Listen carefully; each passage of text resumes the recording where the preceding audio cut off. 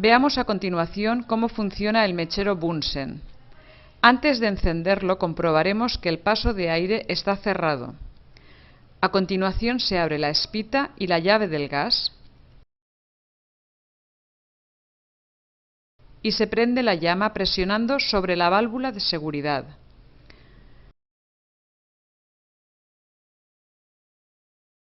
Una vez el termopar está caliente, se puede soltar la válvula sin riesgo de que la llama se apague.